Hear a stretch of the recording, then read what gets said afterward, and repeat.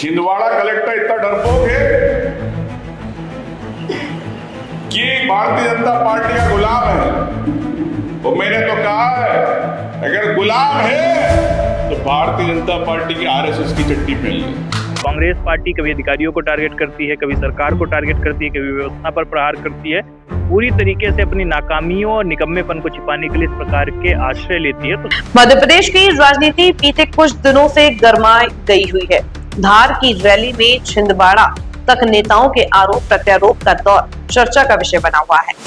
केंद्र में है नेता प्रतिपक्ष उमंग सिंघार का हालिया बयान, जिसने सियासी गलियारों में तूफान खड़ा कर दिया। उमंग सिंघार ने धार की रैली में छिंदवाड़ा के कलेक्टर पर ऐसा हमला बोला जिसने कांग्रेस और बीजेपी को आमने सामने ला खड़ा किया। मंच से गरजते हुए उन्होंने कहा, छिंदवाड़ा का कलेक्टर इतना डरपोक है कि बीजेपी का गुलाम बन गया है। अगर इतना ही डर है तो आरएसएस की चड्डी पहन ले। इस बयान ने न केवल प्रशासन को कटघरे में खड़ा किया बल्कि मध्य प्रदेश की सियासत में हलचल मचा दी। छिंदवाड़ा कलेक्टर इतना डरपोक है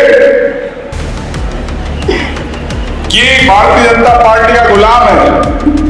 तो मैंने तो कहा है, अगर गुलाम है तो भारतीय जनता पार्टी की आरएसएस की चट्टी पहन ले।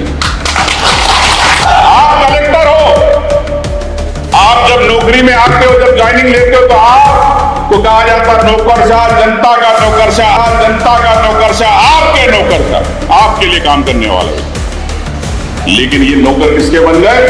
भारतीय जनता पार्टी के नौकर बन गए।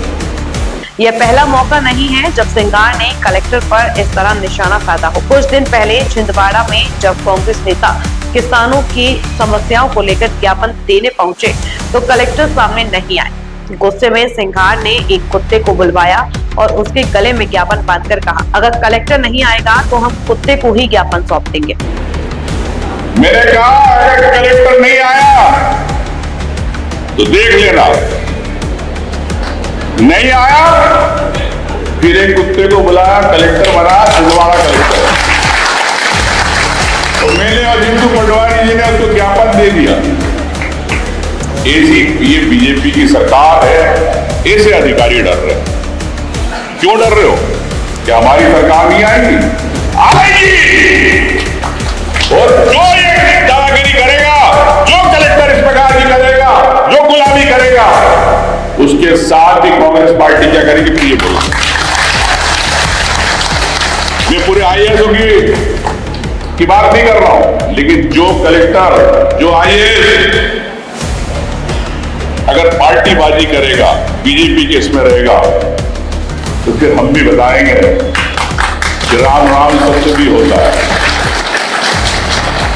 इस बयान और घटना के बाद सोशल मीडिया से लेकर सियासी हलकों तक चर्चा तेज हो गई। बीजेपी ने इसे कांग्रेस की बौखलाहट और नौटंकी करार दिया। बीजेपी प्रवक्ता शिवम शुक्ला ने उमंग सिंघार के बयान पर पलटवार करते हुए कहा, अधिकारियों और कर्मचारियों पर अनावश्यक दबाव बनाने की परंपरा कांग्रेस की रही है। हमारी सरकार निष्पक्षता और न्याय के आधार पर शासन करती है। नेता प्रतिपक्ष का पद गरिमामय होता है, लेकिन सिंघार का यह बयान शर्मनाक है और कांग्रेस को गर्त में ले रहा है।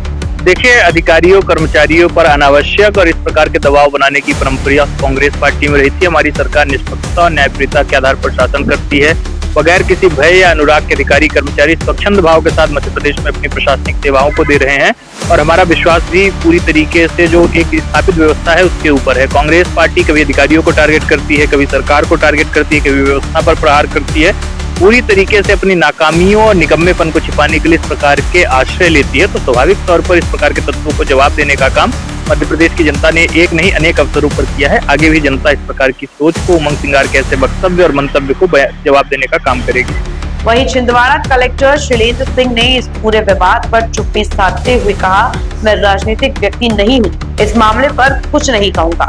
अब सवाल यह है कि क्या सिंघार का यह मामला कांग्रेस कार्यकर्ताओं में जोश भरेगा या बीजेपी इस कांग्रेस की कमजोरी और नौटंकी बताकर पलटवार में बाजी मार देगी।